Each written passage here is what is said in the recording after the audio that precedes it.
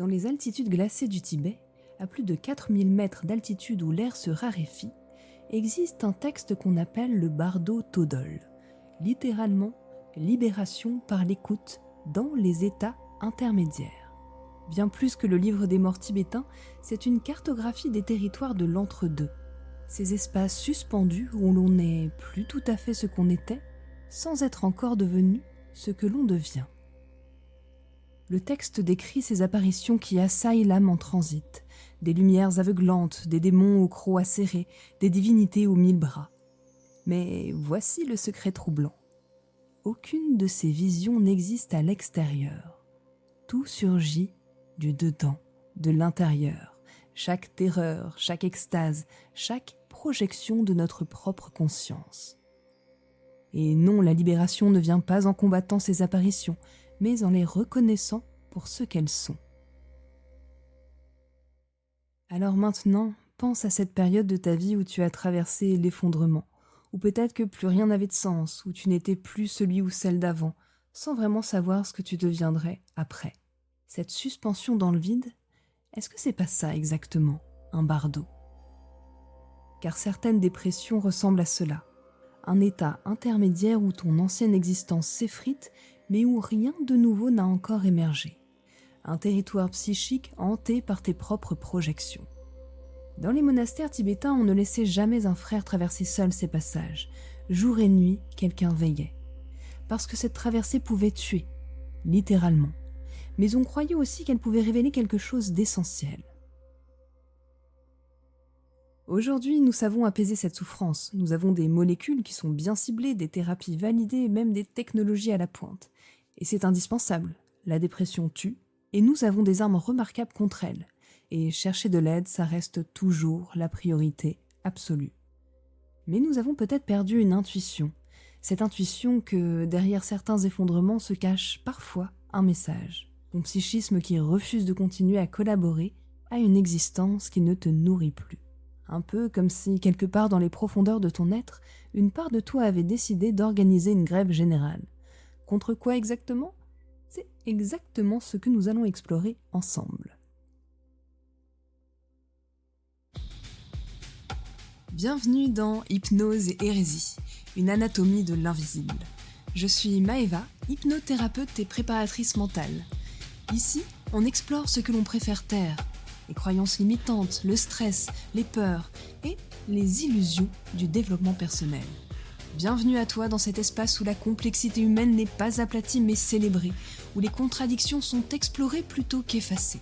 Chaque épisode t'invite à une plongée profonde, où nous prendrons le temps d'examiner les nuances et les mécanismes subtils qui façonnent notre expérience intérieure. Aujourd'hui, nous commençons une exploration en 5 épisodes sur la dépression, cette maladie complexe qui défie nos certitudes et révèle nos contradictions les plus profondes. Nous allons explorer des territoires où les réponses simples n'existent pas, comment nos gènes influencent sans nous condamner, pourquoi la même souffrance s'exprime différemment selon les cultures, et comment un cerveau peut faire la grève contre sa propre existence tout en gardant sa capacité de réparation. Nous plongerons dans la neurobiologie de cette symphonie déréglée, dans l'intimité des traitements qui marchent vraiment, et dans les mystères de l'accompagnement thérapeutique. Cette série assumera à 100% ses contradictions, car oui, on peut questionner les causes sociales et en même temps soigner l'individu qui souffre. Nous pouvons être lucides et en même temps un peu porteurs d'espoir, parce qu'il en faut. Parce que la dépression mérite bien mieux que des réponses binaires. Et si jamais, toi, tu traverses cette nuit noire en ce moment, numéro gratuit 31 14, 24 heures sur 24.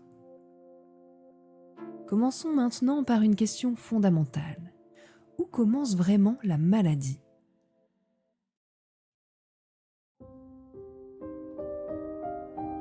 J'ai été heureux, écrivait Edgar Allan Poe en 1849.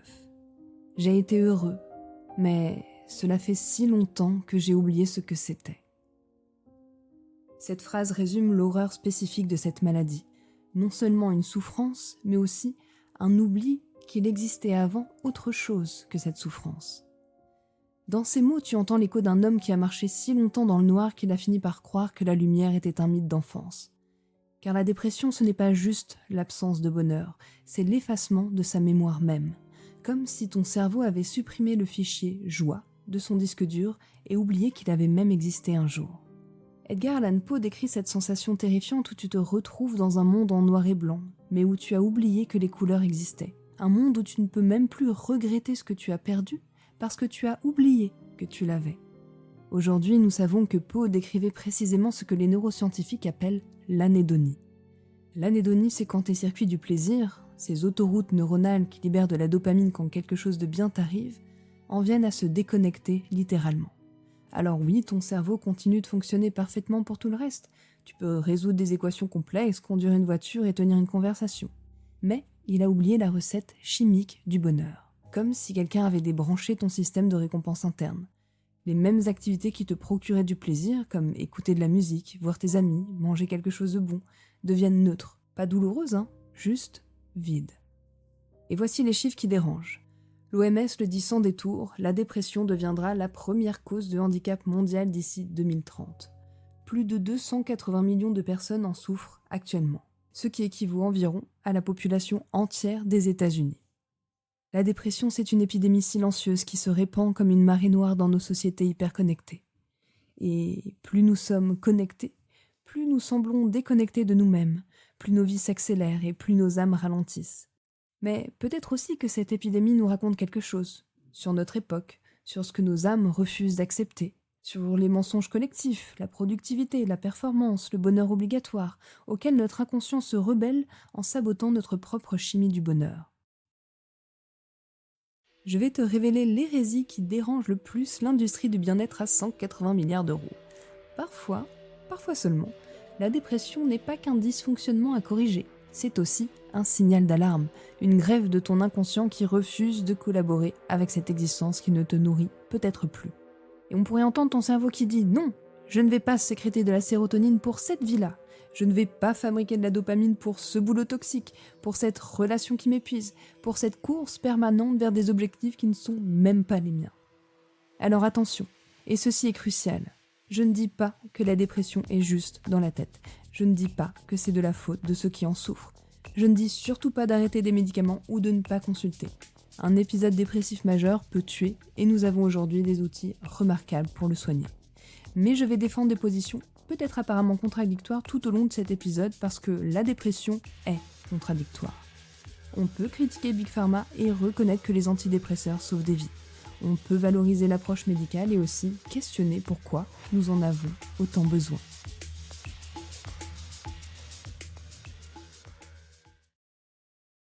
Alors je me permets de poser cette question qui est un petit peu dérangeante. Et si guérir authentiquement ne consistait pas seulement à réparer cette chimie cérébrale? Et si guérir authentiquement, c'était pas aussi transformer ce qui peut-être dans ton environnement, dans ton choix, dans ton mode de vie, pouvait empoisonner cette chimie au quotidien? Et si parfois, pas toujours, mais parfois, ce cerveau dépressif était peut-être le seul membre de cette famille intérieure encore assez lucide pour refuser de faire semblant que tout va bien? Quand la tristesse devient maladie. Arrêtons-nous un instant. Parlons de vie et parlons de mort. Avant de plonger dans les nuances philosophiques, posons les bases. La dépression majeure n'est pas un bad mood qui traîne, ce n'est pas une crise existentielle romantique, c'est une maladie psychiatrique qui tue. En France, près de 9000 personnes se suicident chaque année. Une part massive de ces drames est liée à des épisodes dépressifs. Et dans le monde, c'est à peu près 700 000 morts par an. Parce que quand tu ne ressens plus rien pendant des semaines, quand tu planifies concrètement ta mort, quand l'avenir a complètement disparu de ton horizon mental, là, c'est une urgence médicale. Alors, 3114, numéro gratuit, 24 heures sur 24, c'est le numéro national de prévention suicide. Pas de honte à avoir, pas de « je ne veux pas déranger », il faut appeler, c'est vital.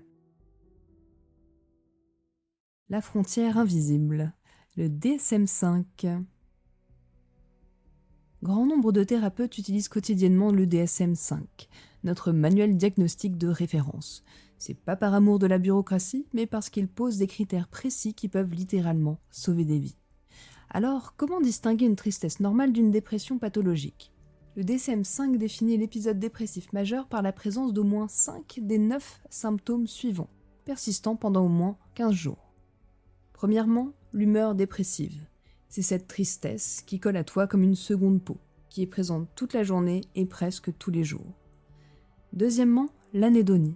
On en a parlé. C'est la perte d'intérêt ou de plaisir pour toutes ou presque toutes les activités. Même celles qui te passionnaient avant deviennent neutres. Troisièmement, les troubles de l'appétit. Une perte ou un gain de poids significatif, une diminution ou une augmentation de l'appétit brutal. Quatrièmement, les troubles du sommeil. Ça peut être l'insomnie comme l'hypersomnie presque tous les jours.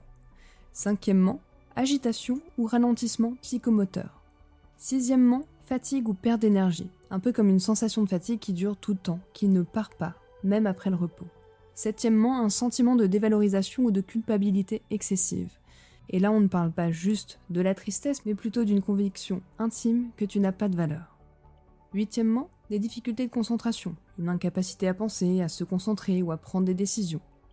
Neuvièmement, des idées de mort récurrentes. Et pas seulement la peur de mourir, mais des pensées sur la mort, des idées suicidaires, des idées noires. Très noires. Alors quelle est la différence entre une tristesse normale et une tristesse pathologique ? Laisse-moi te donner des exemples concrets. Une tristesse réactionnelle normale, c'est tu perds ton job, tu pleures, tu te sens découragé pendant quelques semaines. Mais quand ton ami t'appelle avec une bonne blague, tu arrives encore à sourire un petit peu. Tu dors mal, oui, mais tu continues à manger. Tu as des moments de répit. Le week-end, tu peux encore apprécier un film ou une sortie, une balade. C'est douloureux mais proportionnel à l'événement, et ça évolue, naturellement. Quant à la dépression majeure, c'est tu perds ton job. Tu ne pleures même plus, tu ne ressens rien. Pendant des semaines, ton ami t'appelle, sa voix sonne comme un écho lointain. Même ses meilleures blagues te laissent de marbre, ça n'a plus d'intérêt. Tu oublies de manger ou tu te goinfres mécaniquement. Tu dors 12 heures ou 3, indifféremment. L'idée qu'un film puisse être divertissant te semble absurde. Et tout effort, même de te lever pour aller aux toilettes, demande une énergie, mais monumentale. Et l'idée même que ça puisse s'améliorer un jour, cette possibilité-là, a complètement disparu de ton univers. La différence cruciale entre ces deux exemples, c'est que dans le premier cas, ton système émotionnel fonctionne encore, même s'il souffre, alors que dans le second, il est complètement déconnecté. Laisse-moi te parler de l'histoire de Mathieu. Il s'appelle toujours pas Mathieu, vous avez compris. Mathieu, 28 ans, consultant informatique. Premier rendez-vous en cabinet. Il a une voix complètement plate quand il me dit « Je ne ressens plus rien depuis des mois. Même pas la douleur, même pas la colère. Un peu comme si j'étais mort à l'intérieur. » Et là, en tant que thérapeute, cette phrase de « je ne ressens pas la douleur » déclenche immédiatement chez moi un protocole d'alerte et d'évaluation. Alors on utilise l'échelle HAD, Hospital Anxiety and Depression Scale, un outil de dépistage validé scientifiquement. Il y a 14 questions, notées de 0 à 21 et qui concernent la dépression. On y trouve des questions type « J'éprouve du plaisir à regarder un beau paysage », à répondre parfois, un peu, souvent, jamais. Bref, Mathieu répond jamais. Et il répond jamais à la majorité des questions, ou presque toujours quand je lui demande s'il a l'impression de fonctionner au ralenti. Score de Mathieu sur ce test, 18 sur 21. Seuil pathologique 11, seuil d'alerte critique 15. Parce que cette phrase, même pas la douleur, combinée à ce score sur la HAD, ça déclenche forcément une alerte rouge. Parce que l'anédonie totale, c'est statistiquement l'antichambre du suicide. Mathieu ne souffrait plus, et c'était exactement ça, le danger. Que faire dans ces cas-là ? Réorienter Mathieu vers un psychiatre de mon réseau. Mathieu avait besoin d'une stabilisation médicamenteuse avant tout travail psychologique. Et en cabinet, certains signes ne se négocient pas. Ils exigent une orientation psychiatrique dans les 48 heures maximum. Il faut être rapide. Ça va être déjà les idées suicidaires, surtout quand il y a un plan qui va être précis. Si quelqu'un te dit par exemple « j'ai pensé à me jeter du pont Neuf mardi prochain », là, c'est précis. C'est pas juste « ah, j'en ai marre de la vie ». Il y a aussi l'anédonie totale dont on a parlé, où plus rien ne me fait quoi que ce soit.